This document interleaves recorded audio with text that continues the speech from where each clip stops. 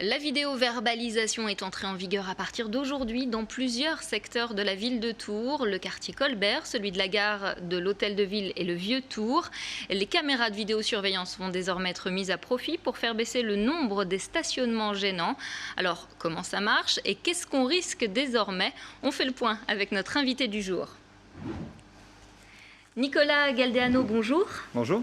Vous êtes donc le directeur de la police municipale de Tours. Je l'annonçais, le lancement de la vidéo-verbalisation, c'était aujourd'hui. Est-ce que d'ores et déjà, vous avez dressé des PV aujourd'hui? Oui, effectivement, quelques PV ont été dressés, une douzaine au total dans la journée.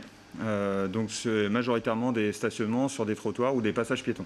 Qu'est-ce que c'est concrètement un stationnement gênant? Est-ce que par exemple, si je me stationne sur une place réservée à la livraison, est-ce que c'est un stationnement gênant? Alors du point de vue du code de la route, oui, c'est un stationnement gênant. Nous, dans le cadre de la vidéo-verbalisation, on va même viser les stationnements très gênants, c'est-à-dire les stationnements sur des pistes cyclables, les passages piétons, les trottoirs. En gros, des infractions qui gênent, mais qui rendent dangereuses les circulations pour les personnes qui ont les poussettes, les passages voilà, enfin, qui circulent en fauteuil roulant peut-être, c'est ça? Tout à fait, voilà. Pourquoi est-ce que jusqu'à présent, les agents verbalisateurs que l'on voit très clairement sur le terrain, qui sont là, pourquoi est-ce qu'eux ne verbalisaient pas ces stationnements gênants? Alors si, c'était fait et par les agents de la police municipale et par les agents du stationnement. Donc c'est un renfort en fait de leur travail de terrain. C'est pas un remplacement, c'est vraiment un renfort, une aide. Alors comment ça va marcher avec ces caméras de vidéosurveillance? Expliquez-nous. Alors concrètement, l'agent, lorsqu'il fait son travail d'opérateur de vidéoprotection, il constate généralement des anomalies sur le terrain. Ça, c'est son travail de base, c'est la sécurisation des biens et des personnes. Et ensuite vient cette mission, c'est une mission secondaire, mais qui vient en appui du travail de terrain, de constatation d'infraction au stationnement. Donc là, l'agent, lui, va constater cette infraction, donc elle est matérialisée. Il va faire un relevé d'abord, dans un premier temps, une situation globale avec un cliché qui nous permet notamment de voir la plaque du véhicule, sa marque et son modèle.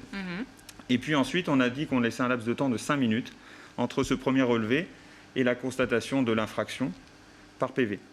Donc l'agent, au bout de 5 minutes, commencera à rédiger le PV, comme le ferait un agent de terrain en fait, sur son terminal de vidéo-verbalisation. Ce qu'on voit exactement à l'image. Exactement. Donc tout se fait à distance, ça veut dire qu'il n'y a plus de contact entre la personne verbalisée et l'agent verbalisateur? Alors dans le cadre de cette mission-là, c'est exact. Néanmoins, je le rappelle, les agents de terrain continuent de verbaliser. Ce n'est pas un remplacement, c'est vraiment un complément. Donc on continuera de voir des agents de la police municipale et de voir des ASVP, les agents de surveillance de la voie publique, faire ce type de mission sur le terrain.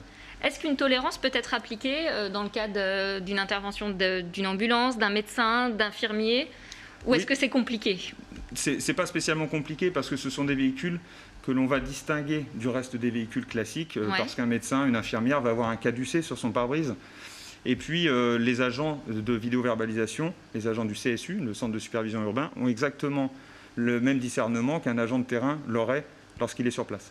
Il faut être clair avec les caméras, on peut zoomer vraiment beaucoup au point de voir ce caducée sur le pare-brise. Tout dépend de la distance à laquelle on est de la caméra en question, mais effectivement, on peut voir des détails comme celui-ci. Oui, et dans ce cadre-là, donc on sera conciliant avec le médecin ou l'infirmière Alors tout dépend de la durée, bien entendu. Si c'est un stationnement de courte durée, mais gênant, on va rentrer dans le cadre des 5 minutes dont on a parlé. Après, si ça dure des heures, évidemment, de la même façon qu'un agent de terrain relèverait l'infraction, l'agent du CSU le fera également. Et donc il en coûtera 135 € pour les stationnements très gênants.